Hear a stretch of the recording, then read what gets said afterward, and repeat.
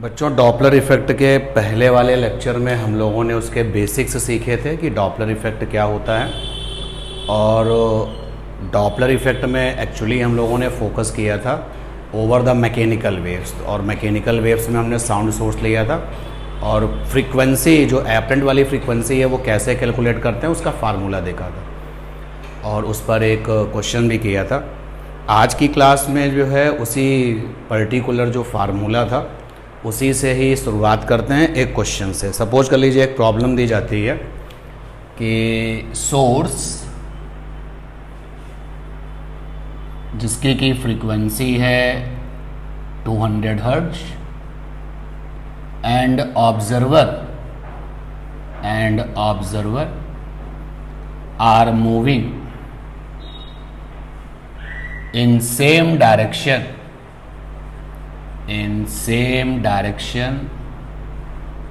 with velocities 20 meter per second, 30 meter per second respectively। और question में और क्या दिया गया है, पूछा गया है फाइंड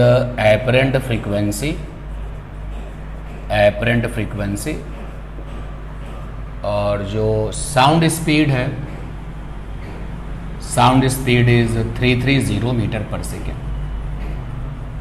तो इस क्वेश्चन से जो लास्ट डॉपलर इफेक्ट लेक्चर 1 में जो हमने काम किया है उसका जो मेन था, जो उसका मेन इम्पॉर्टेंट आपका जो है पॉइंट था वो रिवाइज हो जाएगा और फिर इसके आगे हम आज की क्लास में जो है उसी कंसेप्ट पर और बड़ी बड़ी प्रॉब्लम्स करेंगे, डॉपलर इफेक्ट की जो बड़ी प्रॉब्लम्स हैं।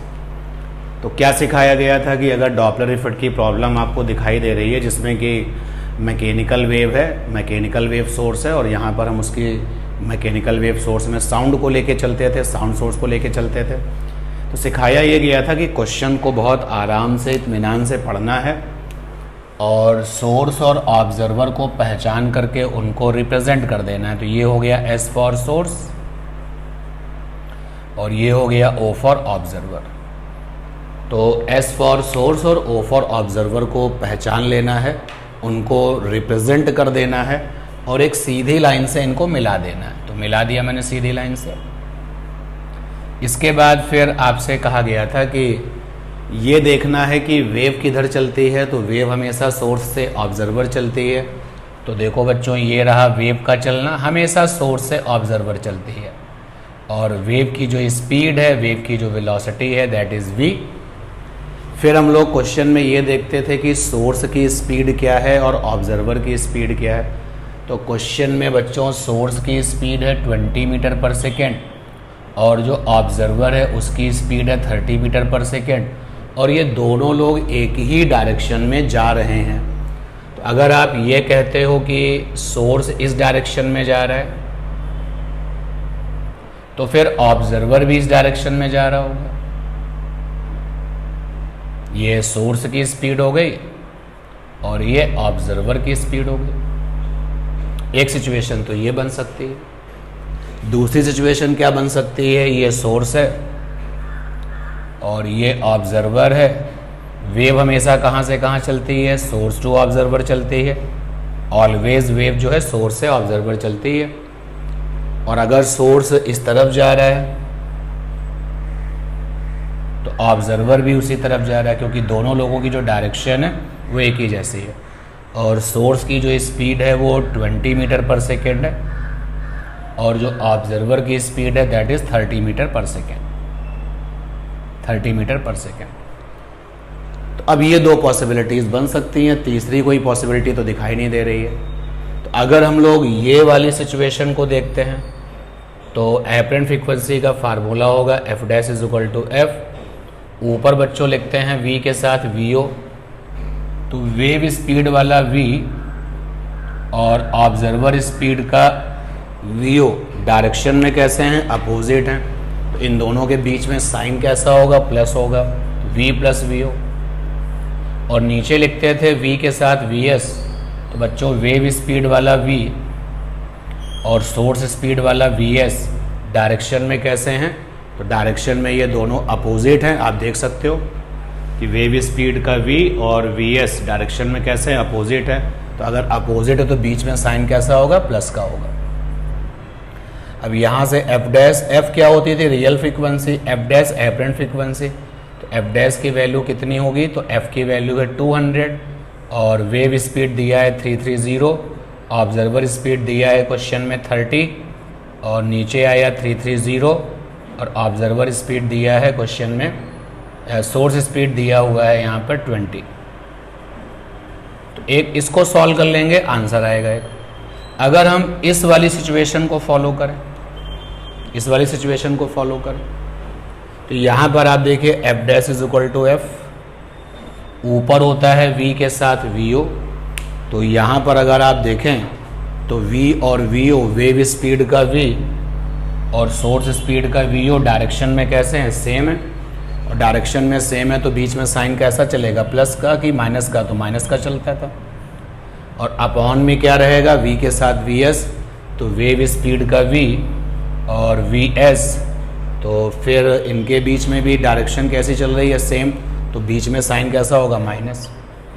तो ये आपका हो जाएगा f की वैल्यू है 200, फ्रीक्वेंसी है, v माने वेव स्पीड दैट इज 330 और vo यहाँ पर है 30 और अपॉन में 330 और vs है यहाँ पे 20।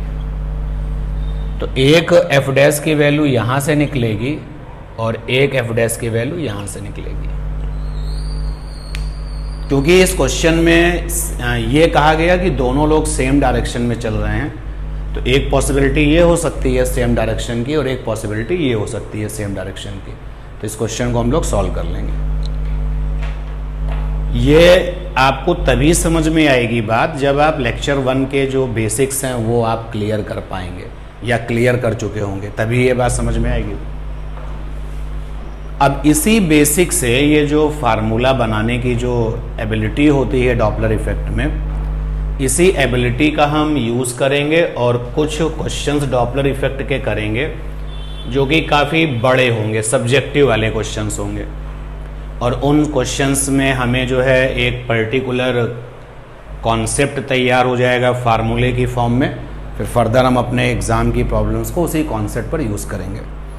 जैसे एक क्वेश्चन है बहुत फेमस कि सोर्स जो है, एस फॉर सोर्स, ये रेस्ट में है, ये रेस्ट में है। सोर्स की जो फ्रीक्वेंसी है और वो f है। क्वेश्चन पे ध्यान देना, क्वेश्चन बहुत ध्यान से सुनना। तो बहुत ध्यान से क्वेश्चन को सुनना और समझना कि सवाल कैसा है कि सोर्स है, एस फॉर सोर्स, जो कि रेस्ट में है, ये इंपॉर्टेंट बात है, रेस्ट में है, चल नहीं रहा, और इसकी जो फ्रीक्वेंसी है सोर्स की वो f है। ऑब्जर्वर ये रहा, ऑब्जर्वर, ये ऑब्जर्वर हो गया, और ये जो ऑब्जर्वर है ये मूव कर रहा है, ऑब्जर्वर मूव्स टूवर्ड्स सोर्स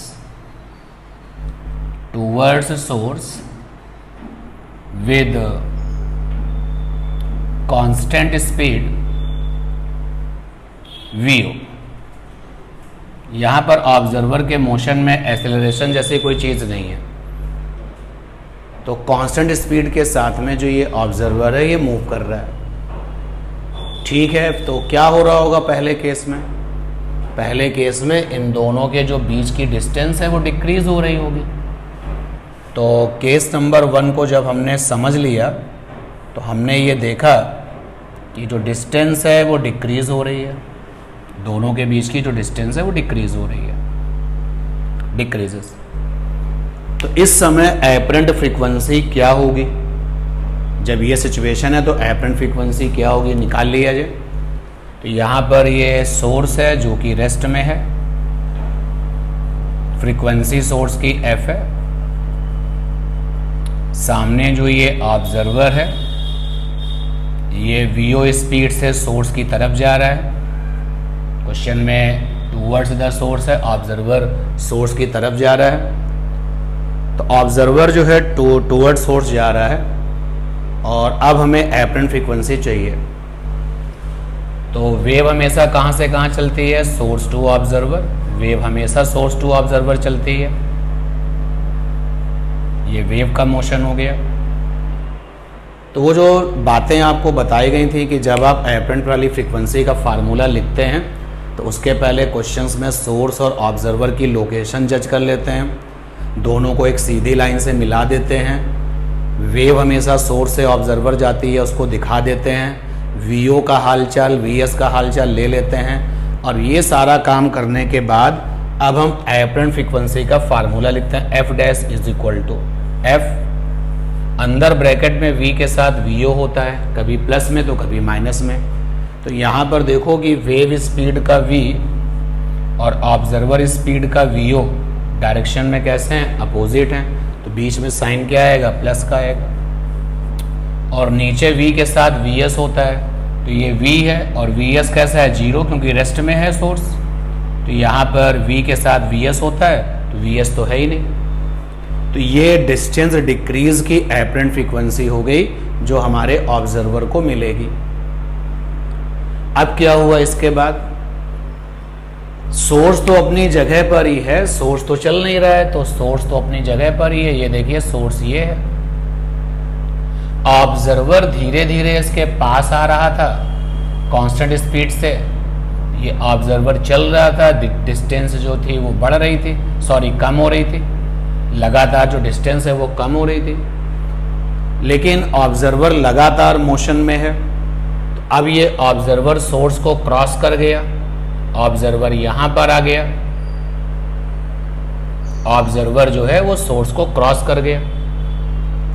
जैसे ही ऑब्जर्वर सोर्स को क्रॉस कर गया, ऑब्जर्वर की स्पीड वही है, कांस्टेंट वी हो। तो अब देखिए केस नंबर 2 क्या हुआ? धीरे धीरे जब वो चल रहा था towards the source, observer is moving towards the source, तो पहले तो डिस्टेंस डिक्रीज हो रही थी, अब जो डिस्टेंस है वो क्या हो रही है? इंक्रीज हो रही है, डिस्टेंस इंक्रीजेस। अब जब डिस्टेंस इंक्रीजेस तो अब रिलेटिव बदल गया, क्योंकि पहले रिलेटिव दूरी कम हो रही थी और अब जो रिलेटिव है वो क्या हो रहा है? दूरी बढ़ रही है। तो रिलेटिव बदल गया तो फ्रीक्वेंसी बदल जाएगी, क्योंकि डॉपलर की frequency, apparent frequency depends upon the relative. तो अब यहाँ पर जो है एपरेंट फ्रीक्वेंसी निकालते हैं, डायग्राम फिर से बनाते हैं। ये आपका सोर्स अपनी जगह पर ही है, कितनी फ्रीक्वेंसी रखे हुए है? एफ के साथ है, और रेस्ट में है सोर्स। और ये जो ऑब्जर्वर है वो यहां पहुंच गया वीओ स्पीड से, क्रॉस कर गया सोर्स को, तो फिर दूर होने लगा। अब ये जो डिस्टेंस है अब इनके बीच की बढ़ने लगी। तो फिर से फ्रीक्वेंसी एपरेंट लिखने से पहले सोर्स को दिखाया, ऑब्जर्वर को दिखाया, एक सीधी लाइन से मिलाया। वेव हमेशा किधर चलती है? Source to observer. वेव हमेशा ही सोर्स टू ऑब्जर्वर चलती है, वेव हमेशा सोर्स टू ऑब्जर्वर चलती है। वीओ और वीएस चेक कर लिया तो वीएस तो जीरो है भाई, सोर्स तो चली ही नहीं रहा, तो वीएस जीरो हो गया। अब अगर हम एपरेंट फ्रीक्वेंसी लिखें तो अब एपरेंट फ्रीक्वेंसी मान लेते हैं एफ डबल डैश। तो एफ डबल डैश बराबर एफ, ऊपर होता है वी के साथ वीओ। तो अब देखो वी यहाँ पर वेव स्पीड का वी और ऑब्जर्वर स्पीड का वीओ डायरेक्शन में कैसे हैं? सेम है। तो बीच का साइन कैसा होगा? माइनस होगा।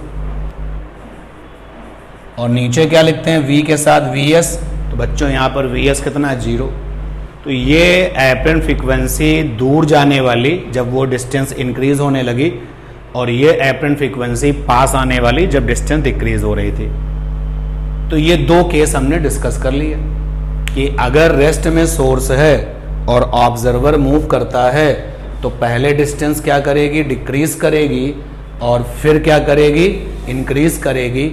तो डिक्रीज वाले केस में जो एपरेंट फ्रीक्वेंसी है और इंक्रीज वाले केस में जो एपरेंट फ्रीक्वेंसी है, अब इनका जरा डिफरेंस ले लें। तो फ्रीक्वेंसीज का डिफरेंस बच्चों बीट्स कहलाता है। तो अगर हम इन दोनों का डिफरेंस ले लें तो देखते हैं डिफरेंस क्या आएगा। तो यहां पर बीट्स बराबर हो गया difference of frequency, difference of frequencies तो बीट्स यानी कि डिफरेंस फ्रीक्वेंसीज का डिफरेंस, तो मान लेते हैं फ्रीक्वेंसीज का डिफरेंस डेल्टा एफ है। तो यहाँ से डेल्टा एफ की वैल्यू आ जाएगी दोनों फ्रीक्वेंसीज का डिफरेंस। तो डिस्टेंस डिक्रीज के केस में फ्रीक्वेंसी ज़्यादा होती है, आपको मैंने बताया था, और डिस्टेंस इंक्रीज के केस में फ्रीक्वेंसी कम होती है। तो यहाँ से आएगा एफ डैश और माइनस का F double dash. F dash की वैल्यू कितनी है, F V plus V O upon में वी, और एफ डबल डैश की वैल्यू कितनी है, तो एफ डबल डैश की वैल्यू है F V minus V O और अपॉन में वी। ये वैल्यूज हमने रख दी। यहाँ से देखिए सॉल्व करके क्या आएगा, एफ अपॉन वी कॉमन है, अंदर आएगा V plus V O minus का वी प्लस वी ओ, तो ये वी से वी कैंसिल हो जाएगा, ये वी ओ बन जाएगा 2 VO। तो फ्रीक्वेंसीज का जो डिफरेंस है डेल्टा एफ वो आ गया 2F VO बाई वी।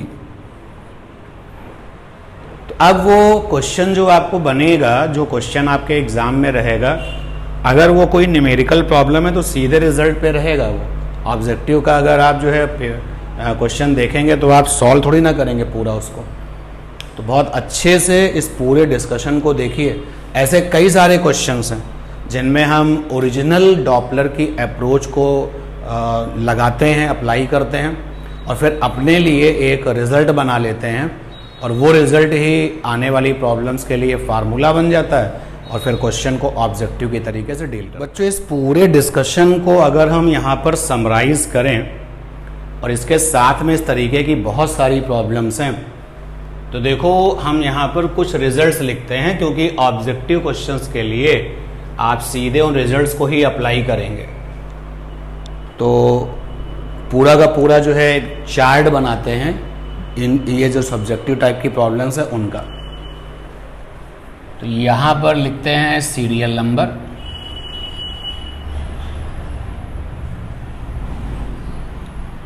और यहाँ पर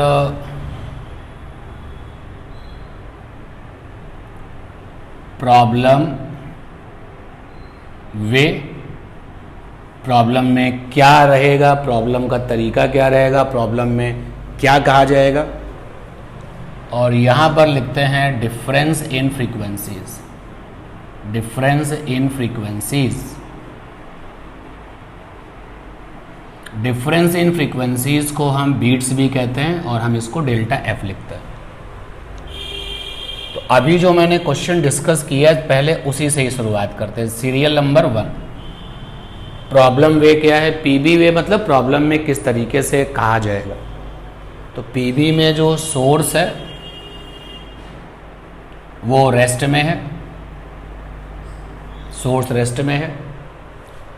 ऑब्जर्वर क्या करता है, observer moves towards source, source, और इतना मूव करता है, इतना मूव करता है कि पहले जो डिस्टेंस है वो क्या होती है, डिक्रीज होती है, और बाद में जो डिस्टेंस है वो इंक्रीज होती है। पहले जो डिस्टेंस है वो डिक्रीज होती है, और बाद में जो डिस्टेंस है वो इंक्रीज होती है। तो ऑब्जर्वर मूव करता है कांस्टेंट स्पीड से। तो यहाँ पर observer moves toward source with constant speed, constant speed VO. Speed constant से ऑब्जर्वर मूव करता है, इस प्रकार मूव करता है सच दैट जो डिस्टेंस है DISTANCE, ये डिस्टेंस पहले डिक्रीज होती है। भाई कोई चीज़ अगर टूवर्ड्स चल रही है तो पहले डिस्टेंस डिक्रीज होगी, और फिर जो डिस्टेंस है वो इंक्रीज होने लगती है। ये ऊपर की तरफ एरो लगना मतलब डिस्टेंस इंक्रीज होने लगती है। तो कुल मिलाकर के पहले जो ऑब्जर्वर है वो सोर्स के पास जा रहा होता है, और धीरे धीरे क्योंकि सोर्स तो रेस्ट में है, और फिर जो ऑब्जर्वर है वो दूर जाने लगता है। तो पास आने में और दूर जाने में जो फ्रीक्वेंसीज का डिफरेंस है वो क्या निकल के आता है, हम लोगों ने यहाँ निकाला था। तो निकल के आया 2FVO, 2FVO अपॉन में V, जहां पर F एक्चुअल फ्रीक्वेंसी है, ट्रू फ्रीक्वेंसी है, एक्चुअल फ्रीक्वेंसी ऑफ सोर्स है, V यहाँ पर मैकेनिकल वेव स्पीड है, मैकेनिकल वेव स्पीड है, और VO यहाँ पर सोर्स स्पीड है, कांस्टेंट सोर्स स्पीड। तो ये पूरा डिटेल हमने पहले एक्सप्लेन किया, फिर बाद में इसको फार्मूलाइज किया। और इसका एक केस और भी है, जरा उस पर ध्यान देते हैं। उसको हम सीधे लिखेंगे, और अगर हम लोग एक्सप्लेन करने का मन बनाते हैं तो जिस तरीके से मैंने इसको एक्सप्लेन किया उस तरह से वो भी एक्सप्लेन हो जाएगा। सीरियल नंबर 2, सीरियल नंबर 2 क्या है भाई, देखते हैं। सीरियल नंबर 2 में जो ऑब्जर्वर है वो रेस्ट में है, ऑब्जर्वर वो रेस्ट में है, वो नहीं चलेगा। और लेकिन जो सोर्स है, source moves towards observer, towards observer with constant speed Vs, constant speed Vs, such that जो डिस्टेंस थी पहले नो डाउट डिक्रीज होगी, और उसके बाद में फिर डिस्टेंस क्या होने लगेगी, इंक्रीज होने लगेगी। नीट के लिए आप बेफिक्र रहिए, जो ऑब्जर्वर की जो स्पीड होगी, जो सोर्स की स्पीड होगी, वो कांस्टेंट होगी, वो एक्सेलरेटेड नहीं होगी। और मैं इसको मेंशन भी लगातार कर रहा हूं, कांस्टेंट स्पीड। तो अब यहां पर आप देखिए, ऊपर जो केस था उसका जस्ट उल्टा है। यहां पर ऊपर वाले केस में क्या हो रहा था, उसको डायग्राम अभी हमने पूरा डिटेल में डिस्कस किया था, एक बार फिर से डायग्राम बना के समझते हैं। ऊपर वाले केस में सोर्स तो रेस्ट में था, और जो ऑब्जर्वर था, जो ऑब्जर्वर था ये ऐसे जा रहा था। तो पहले डिस्टेंस कम हो रही थी, सोर्स अपनी जगह पर है, लेकिन ऑब्जर्वर जो है लगातार चलता चला जा रहा है। तो देखो, पहले डिस्टेंस डिक्रीज हो रही थी और फिर बाद में इंक्रीज होने लगी, लेकिन ये काम कर रहा था ऑब्जर्वर। जो दूसरा वाला केस है उसमें क्या है, दूसरे वाले केस में जो ऑब्जर्वर है वो रेस्ट में है, ये रेस्ट में है, और सोर्स जो है ऑब्जर्वर की तरफ जा रहा है। तो पहले डिस्टेंस क्या करेगी, डिक्रीज करेगी, और फिर सोर्स जब इसको क्रॉस कर जाएगा तो दूर जाने लगेगा। तो अब ये डिस्टेंस इंक्रीज करने लगेगी। तो पहले डिस्टेंस डिक्रीज कर रही है और फिर डिस्टेंस इंक्रीज कर रही है। पूरा डॉपलर की जो ABCD थी, जो बेसिक्स था, वो अगर हम यहाँ पर लगाएं, जो कि आप करके देखना, तो डिफरेंस इन फ्रीक्वेंसीज क्या निकल के आता है। तो डिफरेंस इन फ्रीक्वेंसीज निकल के आता है 2FVVS अपॉन में V स्क्वायर माइनस का VS स्क्वायर, ये निकल के आता है। कौन क्या है इस फार्मूले में, कौन क्या है, तो F वहां पर ट्रू फ्रीक्वेंसी है, सोर्स की होती है ट्रू फ्रीक्वेंसी, सोर्स की। V यहां पर मैकेनिकल वेव स्पीड है, जो कि हम साउंड लेके चलते हैं, और Vs यहां पे सोर्स स्पीड है, सोर्स स्पीड। Vs यहां पे सोर्स स्पीड है। इसका एक स्पेशल केस होता है, मैं उसको भी डिस्कस कर लूं, कि कभी कभी जो Vs है वो बहुत छोटा होता है, स्पेशल केस।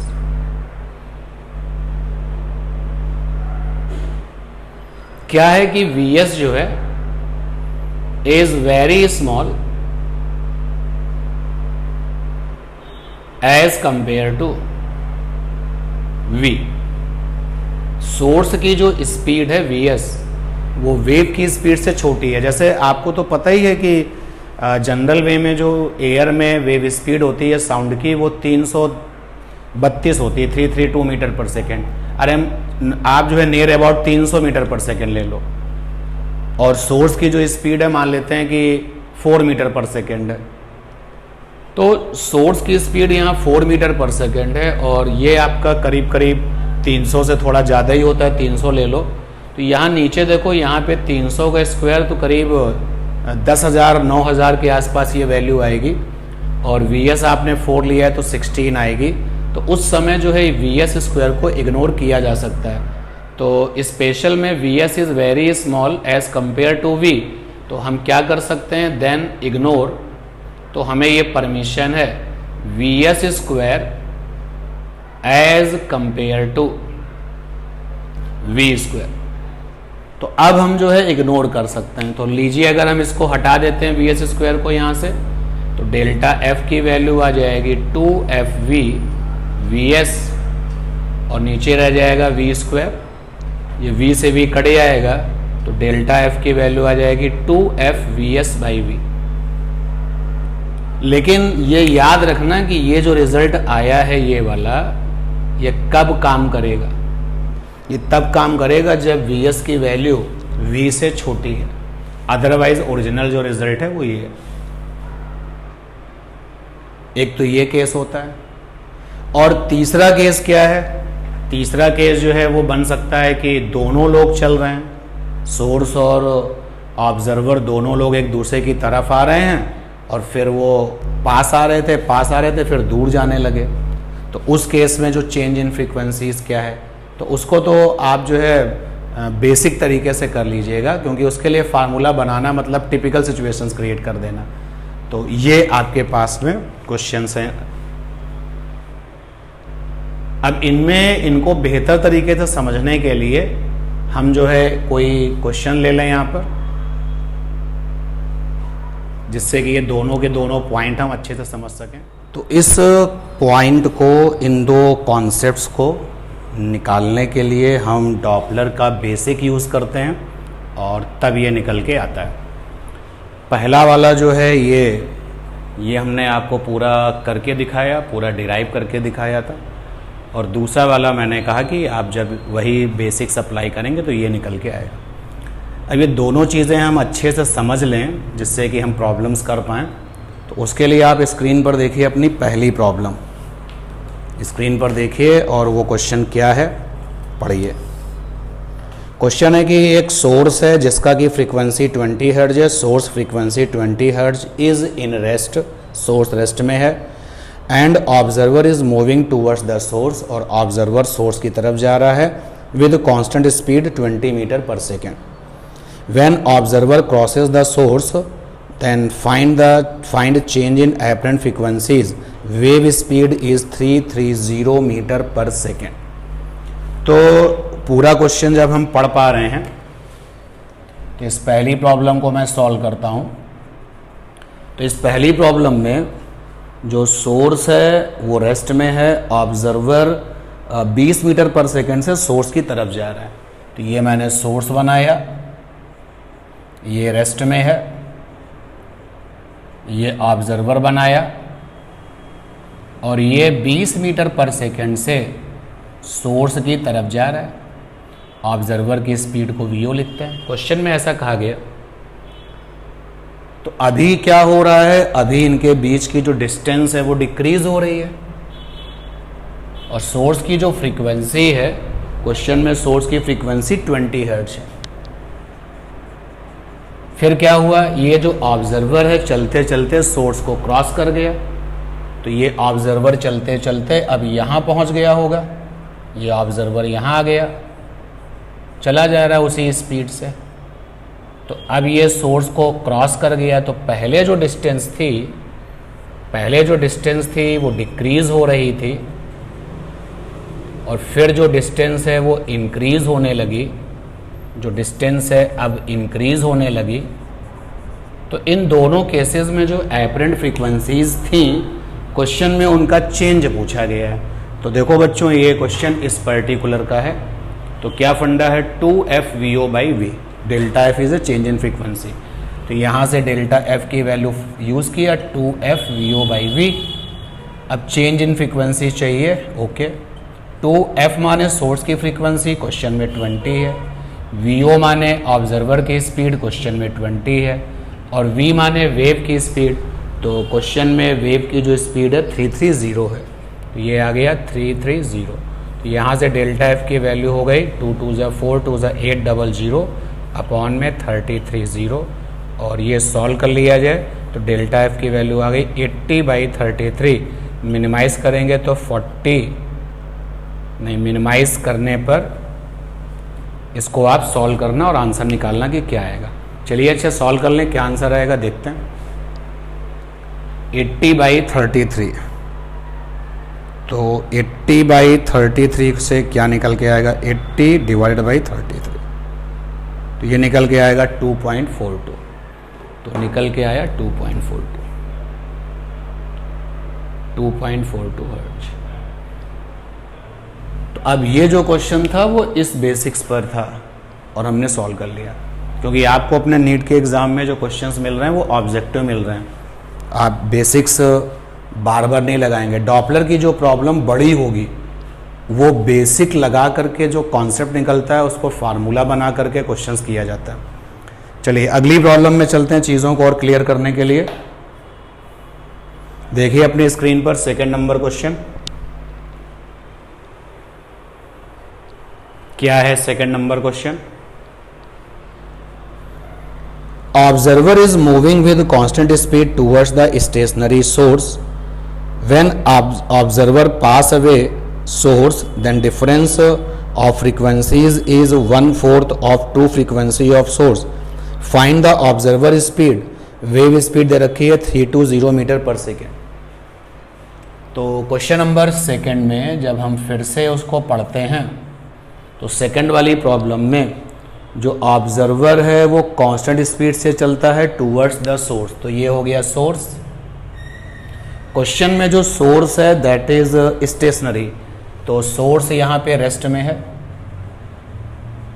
और जो ऑब्जर्वर है वो कांस्टेंट स्पीड से, स्पीड कितनी है यही पूछा गया है, तो मान लेते हैं कि वीओ कांस्टेंट स्पीड से चलता है।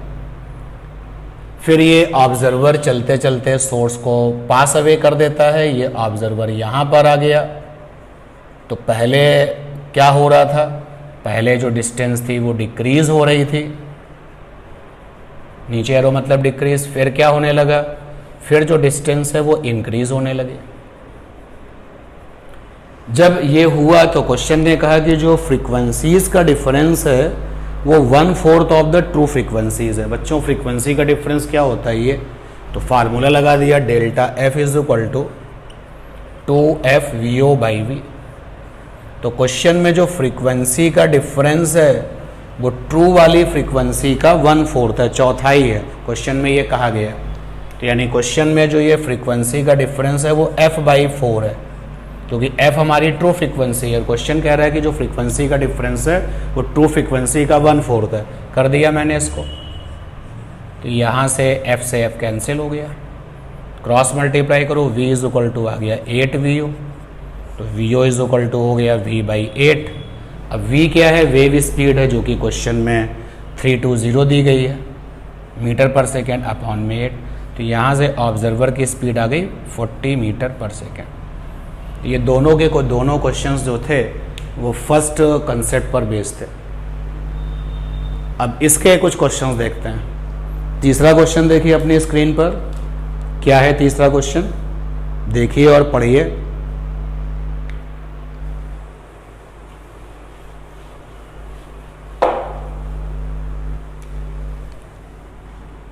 तीसरा क्वेश्चन, सोर्स फ्रीक्वेंसी है 1200 hertz, is moving towards the stationary observer with constant speed 2 metre per second. When source crosses the observer then find beats frequency. अब इस वाली प्रॉब्लम में जो सोर्स है वो चल रहा है और ऑब्जर्वर की तरफ चल रहा है constant speed 2 metre per second से। तो इस वाले क्वेश्चन में जो ऑब्जर्वर है वो रेस्ट में है और source constant speed 2 metre per second से ऑब्जर्वर की ओर जा रहा है। सोर्स की जो फ्रीक्वेंसी है वो 1200 हर्ट्ज है, तो सोर्स की फ्रीक्वेंसी 1200 हर्ट्ज है। फिर क्या होता है, वही जो अभी हमने सीखा कि ये सोर्स चलते चलते ऑब्जर्वर को पास कर जाता है, ये सोर्स यहाँ पहुँच गया चलते हुए, Vs बराबर है 2 मीटर पर सेकेंड। तो पहले सोर्स और ऑब्जर्वर के बीच की जो डिस्टेंस है वो डिक्रीज हो रही है और फिर जो डिस्टेंस है वो इंक्रीज होने लगे। तो कह रहा है कि इस केस में फ्रीक्वेंसीज का डिफरेंस बताइए। देखो बच्चों, ये वाला जो क्वेश्चन है वो इसका है, ये सेकंड नंबर पॉइंट। अब इसके तो दो कॉन्सेप्ट हैं, एक वो वाला जिसमें सोर्स की जो स्पीड है वो ऑब्जर्वर की, सोर्स की जो स्पीड है वो वेव स्पीड से काफ़ी छोटी होती है। तो अगर सोर्स की स्पीड वेव स्पीड से काफ़ी छोटी होती है तो फंडा ये आ जाता है 2FVSV, और अगर ऐसा नहीं तो ये फंडा है। तो आप अगर देखें तो क्वेश्चन में जो वेव की स्पीड है वो 300 मीटर पर सेकेंड है, तो वेव की स्पीड है 300 मीटर पर सेकेंड और सोर्स की स्पीड है 2 मीटर पर सेकेंड। तो आप देख रहे हैं कि Vs जो है वो V से छोटा है, और अगर सोर्स की स्पीड वेव स्पीड से छोटी है तो ये कॉन्सेप्ट यूज़ कर लिया जाए। तो ये आ जाएगा delta F is equal to 2FVS/V। Delta F is equal to 2, F की वैल्यू है 1200, Vs की वैल्यू है 2 और V की वैल्यू है 300। 0 0 कैंसिल हो गया, 3 4 जा, और डेल्टा F को बीट्स भी कहा जाता है, फ्रीक्वेंसीज के डिफरेंस को बीट्स कहा जाता है। तो 4 2 जा 8 2 जा 16, तो ये 16 आ गया। फ्रीक्वेंसीज का जो यूनिट है वो हर्ज होता है, तो डिफरेंस ऑफ फ्रीक्वेंसीज भी हर्ज में होगी अगर SI में चल रहे हो तो ये तीसरी प्रॉब्लम थी। चलते हैं नेक्स्ट वन पर। एक क्वेश्चन इस पर भी यूज़ किया जाए क्या, तो देखिए अपनी स्क्रीन पर next problem, 4th number problem screen पर देखिए।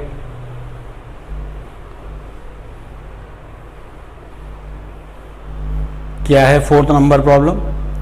Source frequency 1600 hertz is moving with constant speed 100 metre per second towards stationary observer, find change इन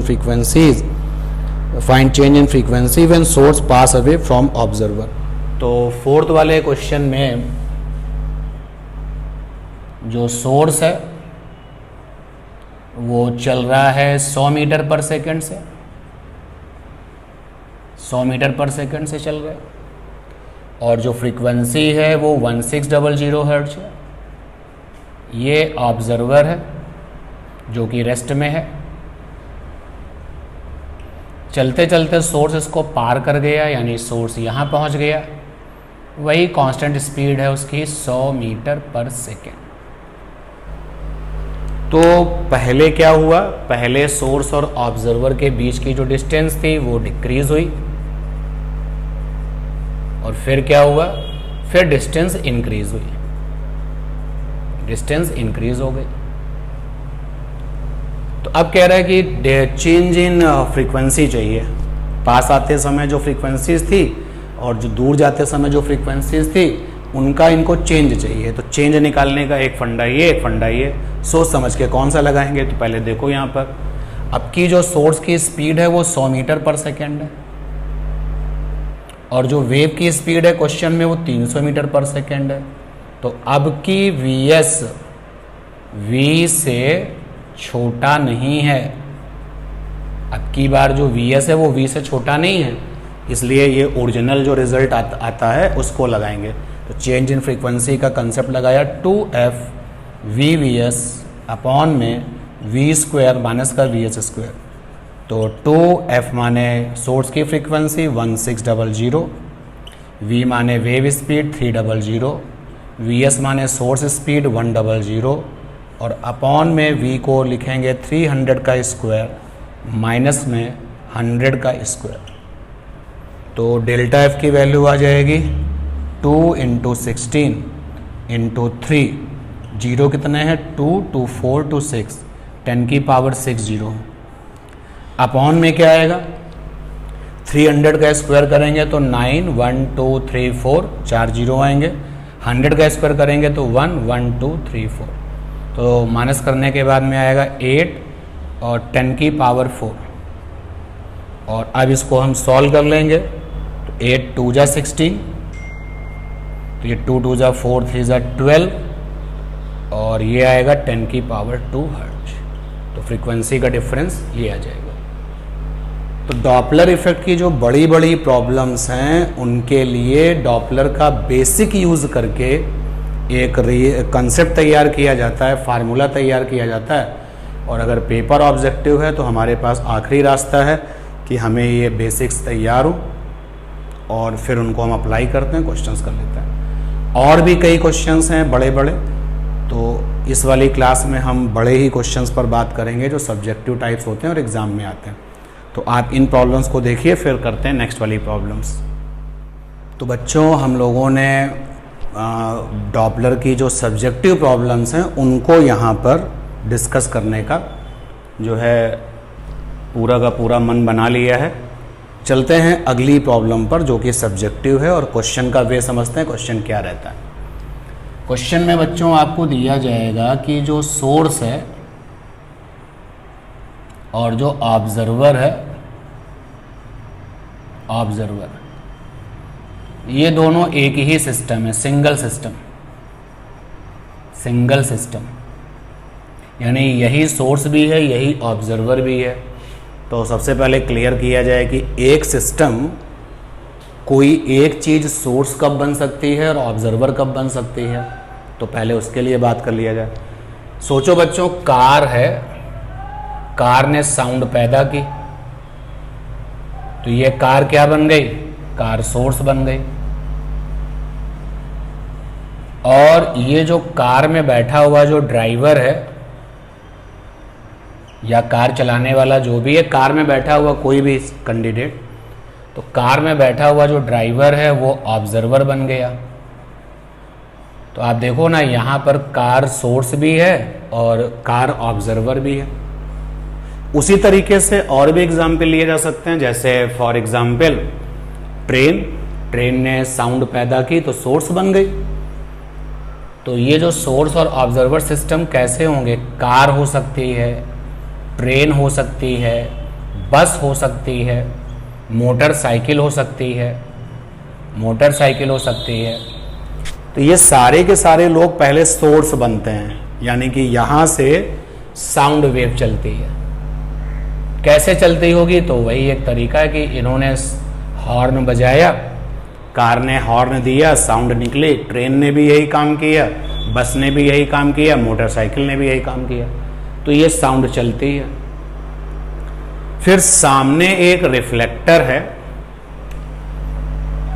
सामने रिफ्लेक्टर है।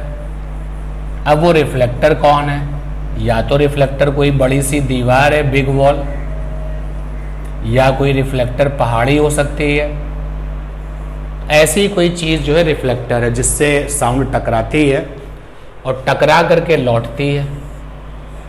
तो जब टकरा करके लौटती है तो इसी कार में बैठा हुआ कोई पर्सन, ट्रेन में बैठा हुआ कोई कैंडिडेट, बस में बैठा हुआ कोई पैसेंजर, मोटरसाइकिल में चलाने वाला जो मोटरसाइकिलिस्ट है वो उसको सुनता है। तो पहले हिस्से में ये सारे के सारे क्या बनते हैं, सोर्स, और जब रिफ्लेक्ट होकर के वेव आ रही होती है तो यही लोग क्या बन जाते हैं, ऑब्जर्वर। तो ऐसी प्रॉब्लम जिनमें सोर्स और ऑब्जर्वर दोनों एक ही हैं और मैकेनिकल वेव निकलती है, टकराती है और टकरा करके वापस आती है। जब टकरा करके वापस आती है तो रिफ्लेक्शन के बाद फ्रीक्वेंसी क्या होगी, क्वेश्चन ये पूछा जाता है। यानी हम किस प्रॉब्लम की बात कर रहे हैं, क्वेश्चन में रहेगा source plus observer system, source plus observer system is in motion. और ये जो सोर्स प्लस ऑब्जर्वर सिस्टम है वो मोशन में होगा। तो एग्जाम्पल मैंने दे दिया कि सोर्स ऑब्जर्वर सिस्टम में कौन होगा, कार हो सकता है, ट्रेन हो सकता है, बस हो सकती है, मोटरसाइकिल हो सकती है। तो source plus observer system is in motion. Form क्या करेगा, ये फॉर्म करेगा साउंड, ये साउंड पैदा करेगा। विच इंसिडेंट, और ये साउंड कहां जाके गिरेगी, इंसिडेंट, ओवर रिफ्लेक्टर, जो रिफ्लेक्टर होंगे वो रेस्ट में होंगे, वो नहीं चल रहे होंगे। आप देख सकते हो जो बड़ी सी दीवार है वो कहाँ चलेगी, जो पहाड़ियाँ हैं वो कहाँ चलेंगी। कभी कभी क्वेश्चन में कुआं होता है, वेल होता है, तो जो जिस पर जाकर के साउंड गिरेगी और टकराएगी और टकरा करके वापस आएगी, तो वो जो रिफ्लेक्टर होंगे वो नहीं चलेंगे। तो sound which incident over reflector and जो रिफ्लेक्टेड वाली साउंड है, लौट के आने वाली जो साउंड है, reflected sound receive by source plus observer system, और जो रिफ्लेक्टेड वाली साउंड है वो सोर्स और ऑब्जर्वर सिस्टम रिसीव करते हैं। तो क्वेश्चन है यहाँ पर कि रिफ्लेक्टेड फ्रीक्वेंसी क्या होगी, तो हमें चाहिए रिफ्लेक्टेड फ्रीक्वेंसी, और ये भी डॉपलर की बड़ी प्रॉब्लम है। रिफ्लेक्टेड फ्रीक्वेंसी को हम FR से लिख रहे हैं, हमें ये रिफ्लेक्टेड फ्रीक्वेंसी चाहिए। तो बच्चों जब हम इस बड़ी प्रॉब्लम को फिर से डॉपलर की ABCD लगा करके सॉल्व करते हैं, जो कि हम यहाँ नहीं कर रहे, क्योंकि जिस एग्ज़ाम के लिए हम लोग ये क्लास ले रहे हैं, डिस्कस हो रही है ये क्लास, वहाँ पर हमको केवल रिजल्ट्स से मतलब है कि हमारे सामने क्वेश्चन आया तो हम उसको हिट कर सकें। तो ये एक बड़ी प्रॉब्लम को आप समझ लीजिए किस तरीके का क्वेश्चन है, और रिफ्लेक्टेड फ्रीक्वेंसी कैसे निकलती है, डॉपलर के बेसिक्स लगाए जाते हैं, उसी बेसिक से निकल के आती है। तो रिफ्लेक्टेड फ्रीक्वेंसी निकल के आती है, reflected frequency FR is equal to F bracket में V plus U upon V minus U, ये निकल के आती है। अब इस रिफ्लेक्टेड फ्रीक्वेंसी के फार्मूले में कौन क्या है ये बताया जाए आपको। तो F और ट्रू फ्रीक्वेंसी है सोर्स की, ट्रू फ्रीक्वेंसी कह लो, एक्चुअल फ्रीक्वेंसी कह लो, true frequency of source. Car ने जब हॉर्न दिया तो उससे जो साउंड है कार के हॉर्न को आप साउंड सोर्स बोलोगे, तो वहाँ से जो फ्रीक्वेंसी सोर्स की है that is F true frequency है। V यहाँ पर क्या है, V साउंड स्पीड है, साउंड स्पीड है ये, कार से पैदा होने वाली साउंड, बस से पैदा होने वाली साउंड, ट्रेन से पैदा होने वाली साउंड, मोटरसाइकिल से पैदा होने वाली साउंड। तो V यहाँ पर साउंड स्पीड है। एंड वेरी इंटरेस्टिंग U क्या है, व्हाट इज U, इसको ध्यान देना, ये source plus observer system, observer system speed है। अब अगर source plus observer system car है तो ये कार की स्पीड है, अगर source plus observer system train है तो ये ट्रेन की स्पीड है, अगर सोर्स प्लस ऑब्जर्वर सिस्टम बस है तो ये बस की स्पीड है, सोर्स प्लस ऑब्जर्वर सिस्टम अगर कोई मोटरसाइकिल है तो मोटरसाइकिल की स्पीड है।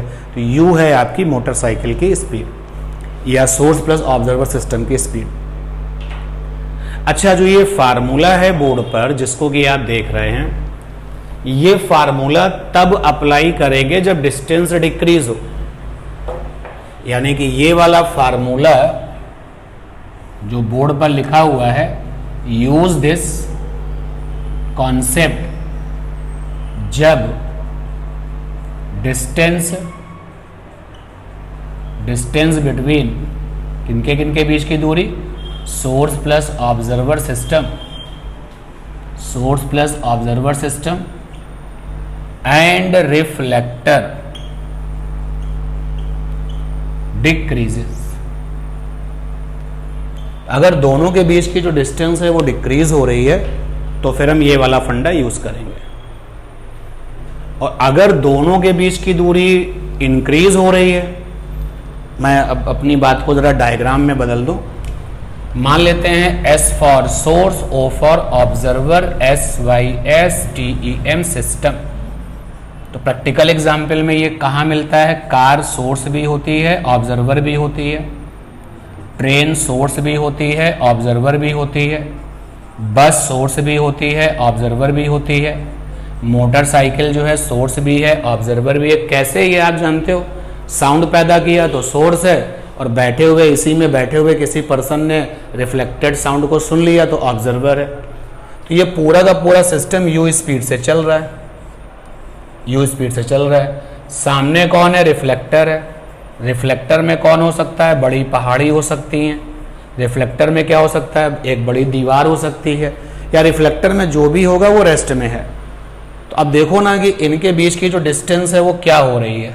आप देख सकते हो कि इनके बीच की जो डिस्टेंस है वो डिक्रीज कर रही है, नीचे की तरफ तीर मतलब डिक्रीज कर रही है। जब ये पूरा का पूरा सिस्टम यहाँ चल रहा होगा तो ये देखो डिक्रीज कर रही है डिस्टेंस। तो जब डिस्टेंस डिक्रीज करती है उस समय फार्मूला ये वाला, और अगर डिस्टेंस इंक्रीज करती है तो फार्मूला क्या होगा? तो जहाँ पे माइनस है वहाँ प्लस कर दो, जहाँ पे प्लस है वहाँ पे माइनस कर दो। इसका मतलब फार्मूला ये बन जाएगा v minus U upon V plus U. जहाँ पे माइनस था वहाँ प्लस कर दो और जहाँ पे प्लस था वहाँ पे माइनस कर दो। इसके लिए भी अगर डायग्राम बनाए तो बिल्कुल यही कॉपी करेंगे। कैसे?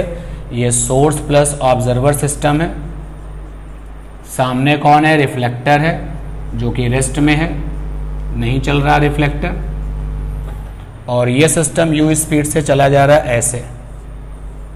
तो अगर इसको आप देखें तो ये जो डिस्टेंस है, ये डिस्टेंस जो है इंक्रीज कर रही है। तो जब डिस्टेंस इंक्रीज करती है तो रिफ्लेक्टेड फ्रीक्वेंसी का फार्मूला ये है। कैसे आता है? डॉपलर के बेसिक लगा के आता है। और जब डिस्टेंस डिक्रीज करती है तो फार्मूला ये है। कैसे आता है? डॉपलर के बेसिक्स लगा के आता है। अब इन पर भी जो ये मैंने केस जो डिस्कस किया है, इन पर भी क्वेश्चंस किए जाएं, प्रॉब्लम्स किए जाएं। कॉन्सेप्ट क्लियर करने के लिए जरा प्रॉब्लम देखिए आप अपने स्क्रीन पर। क्या है प्रॉब्लम, पढ़िए और फिर हम लोग देखते हैं कि इन रिजल्ट्स में से कौन सा रिजल्ट वहां पे काम आएगा। क्वेश्चन है कि train produces sound of frequency 2000 hertz, full stop. Train is moving towards the cliff, full stop. Find frequency after reflection which received by passenger in train. Given sound speed 300 metre per second, train speed 100 metre per second. तो question में बच्चों एक train है, तो train ने sound पैदा की। जो साउंड पैदा की है उसकी फ्रीक्वेंसी 2000 हर्ट्ज है। सामने कोई पहाड़ियाँ हैं, क्लिफ है, क्लिफ। तो ये साउंड चलती है, पहाड़ी से टकराती है, लौट के आती है, रिफ्लेक्शन होता है। और ट्रेन में बैठा हुआ जो पैसेंजर है वो इसको सुनता है, रिसीव करता है। और क्वेश्चन में ट्रेन की जो स्पीड है that is 100 metre per second. तो सोर्स प्लस ऑब्जर्वर सिस्टम की जो स्पीड होती है दैट इज़ u। तो क्वेश्चन में u 100 मीटर पर सेकेंड है। और वेव की स्पीड को हम v से लिखते हैं, क्वेश्चन में 300 मीटर पर सेकेंड है। और क्वेश्चन में सबसे इम्पॉर्टेंट बात जो है वो ये कि ट्रेन क्लिफ की तरफ जा रही है, ट्रेन जो है पहाड़ी की तरफ जा रही है, मतलब डिस्टेंस डिक्रीज हो रही है। अगर मैं इसी क्वेश्चन में ये कह दूँ train is moving away from the Cliff, तो दूरी बढ़ने लगेगी। चूँकि डिस्टेंस डिक्रीज हो रही है तो ये फार्मूला, इंक्रीज होती है तो ये फार्मूला। तो डिस्टेंस डिक्रीज हो रही है तो रिफ्लेक्टेड फ्रीक्वेंसी बराबर F V plus U upon में v माइनस यू। f मतलब ओरिजिनल फ्रीक्वेंसी सोर्स की 2000 है, v माने वेव की स्पीड क्वेश्चन में 300 है, u माने सोर्स प्लस ऑब्जर्वर सिस्टम की स्पीड जिसका कि नाम यहाँ ट्रेन है वो 100 मीटर पर सेकेंड है। और यहाँ पर भी 300 माइनस का 100, तो रिफ्लेक्टेड फ्रीक्वेंसी आ जाएगी 2000 इंटू 400। अगर हम इसको सॉल्व ना करें तो हमें ये पता है कि रिफ्लेक्टेड फ्रीक्वेंसी 2000 से ज़्यादा आएगी, क्योंकि हम लोग बिल्कुल लेक्चर नंबर 1 में ये सीख चुके हैं कि जब कभी भी डिस्टेंस डिक्रीज़ होती है तो एपरेंट वाली फ्रीक्वेंसी ओरिजिनल से ज़्यादा होती है। यहाँ डिस्टेंस डिक्रीज़ हो रही है तो रिफ्लेक्टेड फ्रीक्वेंसी जो भी निकल के आएगी वो तो अभी देखते हैं, लेकिन वो 2000 से ज़्यादा ही आएगी। नीचे आ गया 200 00 2 2 4, देखिए 4000 हर्ट्ज आ गए। सेम क्वेश्चन में अगर हम अवे कर देते ट्रेन को तो फिर ये वाला फार्मूला लगता, क्वेश्चन सॉल्व हो जाता। अब जो ये आप देख रहे हैं इसी में थोड़ा सा चेंज कर लें तो एक प्रॉब्लम बच्चों और बन जाएगी। क्या है वो समझते हैं उसको भी। प्रॉब्लम में फिर से सोर्स और ऑब्जर्वर सिस्टम, क्वेश्चन में जो सोर्स और ऑब्जर्वर सिस्टम है फिर होगा, लेकिन अब की बार बहुत कुछ बदल चुका होगा। देखो, एक कॉन्सेप्ट ये लिखा है रिफ्लेक्टेड फ्रीक्वेंसी का, और एक कॉन्सेप्ट ये लिखा है रिफ्लेक्टेड फ्रीक्वेंसी का। ये वाला कॉन्सेप्ट तब लगाइए जब डिस्टेंस डिक्रीज हो, सिचुएशन बदल जाएगी। ध्यान देना, चीज़ों पर गौर करना कि क्या चीज़ बदल रही है। डिस्टेंस डिक्रीजेस, और ये वाला कॉन्सेप्ट हम तब लगाएंगे जब डिस्टेंस इंक्रीज करेगी, डिस्टेंस इंक्रीजेस। लेकिन हालात बदल चुके हैं। क्या? अभी तक जो सोर्स प्लस ऑब्जर्वर सिस्टम था वो चलता था। क्वेश्चन को जरा देखिएगा, क्वेश्चन में क्या है? Source plus observer system, observer system is in rest. तो सोर्स प्लस ऑब्जर्वर सिस्टम जो रेस्ट में है उसका मतलब है रडार स्टेशन, मतलब रडार स्टेशन, रडार स्टेशन। बच्चों, ये रडार स्टेशन के बारे में आप जो नॉलेज रखते हैं, अगर मैं उसको आपके साथ डिस्कस करूं, ये रडार स्टेशन है, रडार स्टेशन है ये। तो इस रडार स्टेशन से क्या चलते हैं? रेडियो सिग्नल चलते हैं। चला रेडियो सिग्नल, रेडियो वेव चलती है, और किन से टकराती है? रिफ्लेक्टर से टकराती है।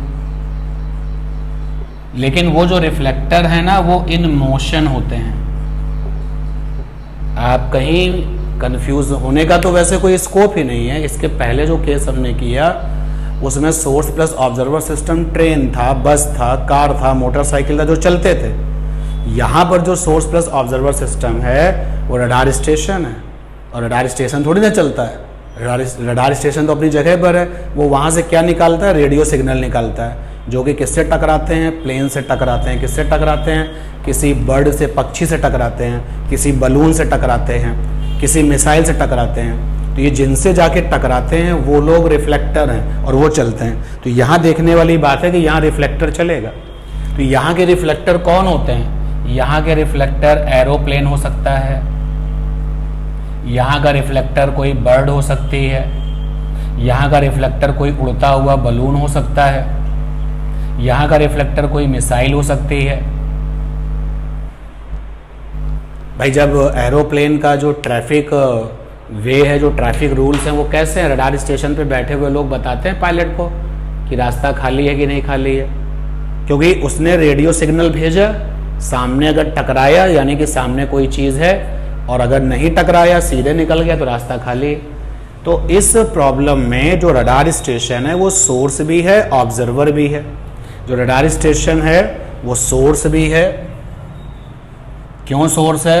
रेडियो वेव चला और टकरा करके वापस लौटा, रेडियो वेव वापस लौटा। तो यही क्या है? ऑब्जर्वर भी है, स्टेशन में बैठा हुआ जो कैंडिडेट है। तो अगर source plus observer system is in rest, मतलब रडार स्टेशन, एंड ये वाली बात हम पूरी करते हैं कि रडार स्टेशन का मतलब हो गया यहाँ पर, तो source plus observer system is in rest मतलब radar station, and reflection take place, and reflection take place. तो अगर रिफ्लेक्शन हो रहा है तो रिफ्लेक्टेड फ्रीक्वेंसी क्या होगी? तो बच्चों, ये फार्मूला है जब डिस्टेंस डिक्रीज हो, और ये फार्मूला है जब डिस्टेंस इंक्रीज हो। दोनों ही फार्मूले में चीज़ें बदल चुकी हैं। दोनों ही फार्मूले में एफ क्या है? एफ है true frequency of radio signal या रेडियो वेव। यहाँ पर जो एफ है रडार स्टेशन से निकलने वाली जो रेडियो वेव है उसकी ट्रू फ्रीक्वेंसी है, और वी क्या है? साउंड स्पीड नहीं है, रेडियो वेव स्पीड है। रेडियो वेव निकलती है और जिसकी की स्पीड होती है लाइट की स्पीड के बराबर, 3 × 10⁸ मीटर पर सेकेंड। और u क्या है? वेरी इंटरेस्टिंग, रिफ्लेक्टर स्पीड है, रिफ्लेक्टर स्पीड। अब वो रिफ्लेक्टर एरोप्लेन हो सकता है, वो रिफ्लेक्टर कोई बर्ड हो सकती है, चिड़िया हो सकती है, कोई पक्षी हो सकता है, वो रिफ्लेक्टर कोई उड़ता हुआ बलून हो सकता है, कोई मिसाइल हो सकती है। और F true frequency, F R reflected frequency, frequency after the reflection. तो रडार स्टेशन की जो प्रॉब्लम्स हैं उनके लिए भी आप यही फंडा लगाइए। डिस्टेंस अगर कम होती है तो रिफ्लेक्टेड फ्रीक्वेंसी ज़्यादा होगी, यानी यहाँ पर रिफ्लेक्टेड फ्रीक्वेंसी की वैल्यू ओरिजिनल फ्रीक्वेंसी से ज़्यादा आएगी, और यहाँ पर जो रिफ्लेक्टेड फ्रीक्वेंसी की वैल्यू है ओरिजिनल से कम आएगी। बहुत ही ज़बरदस्त क्वेश्चंस वहाँ पे मिलते हैं, सीधे फार्मूला बेस्ड क्वेश्चन रहेगा। और कभी कभी हमको रडार स्टेशन की प्रॉब्लम में रिफ्लेक्टेड वाली और ट्रू वाली फ्रीक्वेंसी का डिफरेंस भी निकालना होता है। तो अगर हम यहाँ से रिफ्लेक्टेड वाली फ्रीक्वेंसी और ट्रू वाली फ्रीक्वेंसी का डिफरेंस निकालें तो देखो क्या आएगा, F R minus F. Reflected frequency बड़ी है ना, तो छोटी फ्रीक्वेंसी से इसको क्या करें, बड़ी फ्रीक्वेंसी से छोटी फ्रीक्वेंसी को माइनस कर दें। तो रिफ्लेक्टेड फ्रीक्वेंसी माइनस का ओरिजिनल फ्रीक्वेंसी जब निकालते हैं तो निकल के आता है 2FU/V। बड़ा जबरदस्त पॉइंट है यहाँ पे, याद रखना ये डिस्टेंस डिक्रीज के केस में है कि अगर डिस्टेंस डिक्रीज हो रही है और क्वेश्चन कहता है कि बताओ फ्रीक्वेंसीज का डिफरेंस क्या होगा रिफ्लेक्टेड और ओरिजिनल, तो ये फंडा आता है निकालने पर, सॉल्व करने पर। और ये तो आप खुद भी कर सकते हो, एफ आर माइनस एफ अपनी रफ कॉपी में सॉल्व करके देख लेना, यही निकल के आएगा। सिमिलरली इस वाले केस में जब डिस्टेंस इंक्रीज करती है, इस वाले केस में फ्रीक्वेंसीज का डिफरेंस कितना आता है, तो इस वाले केस में जब फ्रीक्वेंसी का डिफरेंस हम निकालते हैं तो निकल के आता है एफ माइनस एफ आर, क्योंकि यहाँ पर जो है रिफ्लेक्टेड फ्रीक्वेंसी छोटी होती है डिस्टेंस इंक्रीज के केस में, और ये वाली फ्रीक्वेंसी ट्रू वाली बड़ी होती है। जब सॉल्व करते हैं तो निकल के आता है 2FU/V। तो रडार स्टेशन की जो प्रॉब्लम्स हैं डॉपलर में वो कैसे सॉल्व की जाएंगी, फार्मूला आपके सामने है। अब प्रॉब्लम्स होंगी सामने और हम लोग क्वेश्चंस को सॉल्व करेंगे। तो अब इन रिजल्ट्स को पहले देखिए, फिर अच्छे से समझने के लिए हम लोग इसके ऊपर भी क्वेश्चंस लेंगे। तो आइए जरा रडार स्टेशन के कुछ क्वेश्चंस देख लीजिए। तो स्क्रीन पर अपनी प्रॉब्लम देखिए, क्वेश्चन पढ़िए क्या है। Radio signal emit from radar station full stop if reflected frequency is 2% more than true frequency then find the speed of the aeroplane। अब इस वाले क्वेश्चन में रडार स्टेशन आ गया है, तो रडार स्टेशन में अगर डिस्टेंस डिक्रीज का केस होगा तो ये फंडा, और अगर डिस्टेंस इंक्रीज का केस होगा तो ये फंडा। अब क्वेश्चन में आप देखें तो लिखा हुआ है कि जो रिफ्लेक्टेड फ्रीक्वेंसी है वो मोर है, तो बच्चों आपको बताया गया कि डिस्टेंस डिक्रीज में फ्रीक्वेंसी ज़्यादा होती है, यानी कि ये जो क्वेश्चन है वो डिस्टेंस डिक्रीज का केस है। तो यहाँ पर क्वेश्चन डिस्टेंस डिक्रीज का केस है, डिस्टेंस डिक्रीज वाला केस है, ये पहले समझ लिया। अब क्वेश्चन में जो रिफ्लेक्टेड फ्रीक्वेंसी है वो ओरिजिनल फ्रीक्वेंसी से 2% ज़्यादा है। क्वेश्चन में यही कहा गया है कि जो रिफ्लेक्टेड फ्रीक्वेंसी है that is 2% more. Original frequency क्या होती है, f। तो रिफ्लेक्टेड फ्रीक्वेंसी है f प्लस f का 2%, 2% ज़्यादा है तो यहाँ पे प्लस लगा दिया, तो F R is equal to आ जाएगा f प्लस f इंटू 2/100, यानी 100 to f/100। अब रिफ्लेक्टेड फ्रीक्वेंसी आपके पास है, ओरिजिनल फ्रीक्वेंसी f है, तो हम चाहें तो फ्रीक्वेंसी का डिफरेंस लेकर के भी जा सकते हैं और ये वाला फंडा भी यूज़ कर सकते हैं। तो हमने एफ आर माइनस एफ निकाला, तो एफ आर माइनस एफ कितना है, कॉन्सेप्ट से एफ आर माइनस एफ होता है 2FU/V। तो एफ आर की वैल्यू है 102 f/100 माइनस का f 2FU/V, ये आ जाएगा 2f/100 is equal to 2FU/V। f से f कैंसिल हो गया, 2 से 2 कैंसिल हो गया, तो यहाँ रह गया 1/100 इज इक्वल टू 2U/V। तो यहाँ से u की वैल्यू आ गई v/200। u माने एरोप्लेन की स्पीड, रिफ्लेक्टर की स्पीड u कहलाती है, v क्या है, रेडियो वेव की स्पीड। तो एरोप्लेन की स्पीड जो है वो u की वैल्यू आ गई v/200 और ये इस क्वेश्चन का आंसर हो गया, जहाँ पर v क्या है, रेडियो वेव स्पीड है 3 × 10⁸ मीटर पर सेकेंड।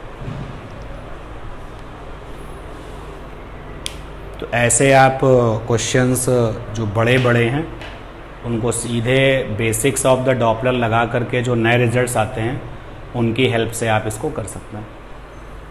तो नेक्स्ट वाली क्लास में हम लोग और कुछ प्रॉब्लम्स करेंगे।